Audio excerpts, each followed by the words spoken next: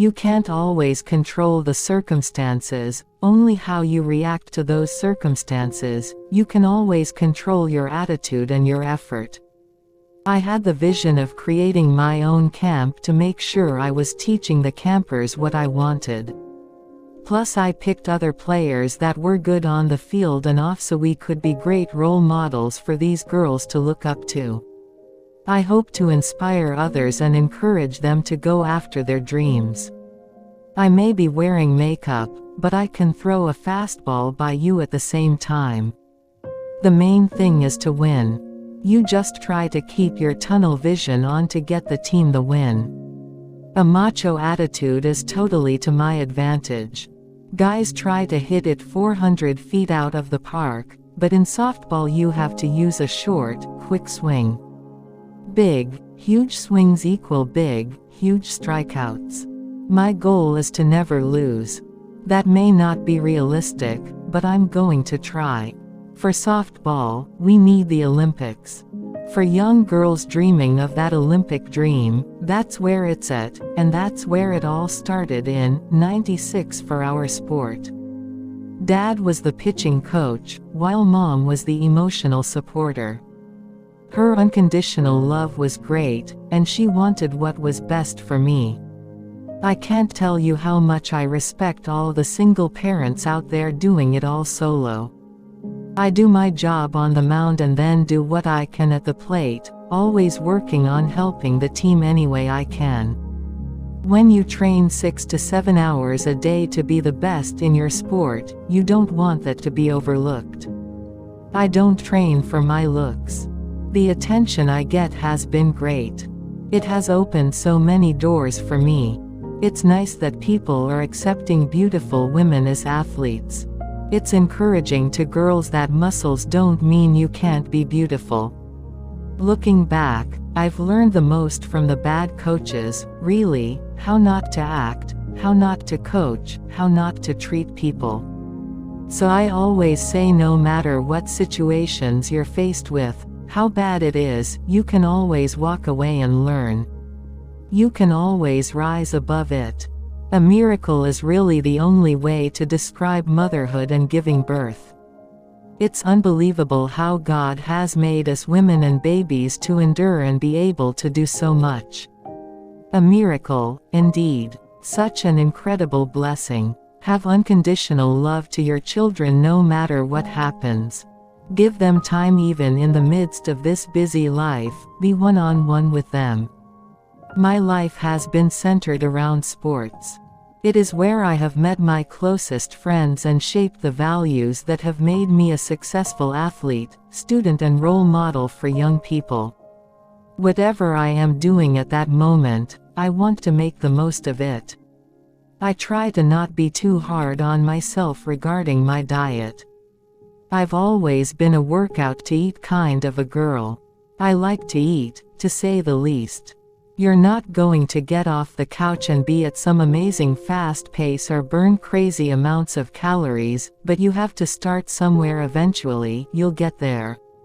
I try to squeeze in a workout whenever I can, even if it's doing squats with my 7-month-old in the kitchen or jumping on the trampoline with my 5-year-old.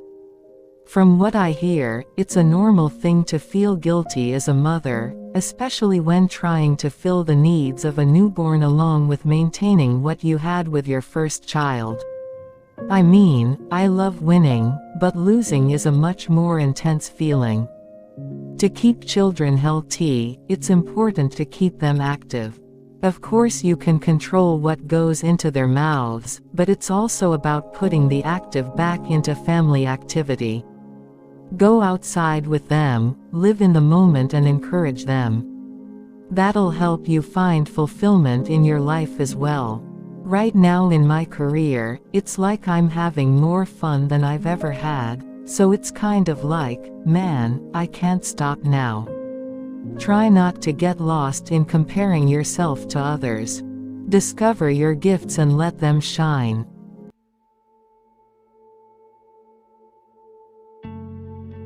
Jennie Lynn Finch Daigle, born September 3, 1980 in La Mirada, California. Finch has two older brothers, Shane and Landon Finch. They were all born in California. Growing up, Finch was a bat girl for the University of California, Los Angeles. At La Mirada High School, Finch is an American former softball player.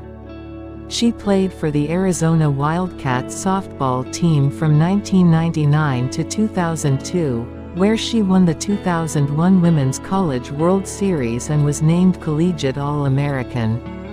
Later she led the United States women's national softball team to the gold medal at the 2004 Summer Olympics and the silver medal at the 2008 Summer Olympics.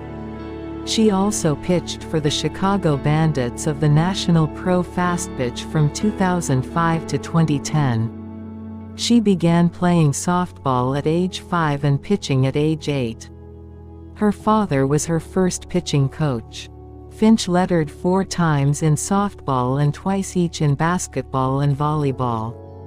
As a senior, she was the captain of all 3 sports. As a sophomore, she was an All-California Interscholastic Federation Division II choice in softball and All-Suburban League selection. In 2016, La Mirada retired her jersey number, the school's first for a softball player.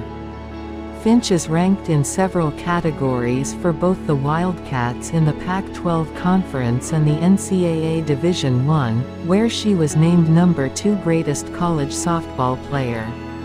She is the National Pro Fastpitch career leader in WHIP, and is a National Softball Hall of Fame inductee. She has been ranked by Tucson, Arizona sportswriters as the number 1 best Arizona Wildcats softball player, picked the number 5 best NCAA pitcher all time, and was chosen by the Pac-12 for the All-Century team as a pitcher. Time magazine described her as the most famous softball player in history. In 2010, Finch retired from softball to focus on her family. In August 2011, she started working at ESPN as a color commentator for National Pro Fastpitch and college softball games.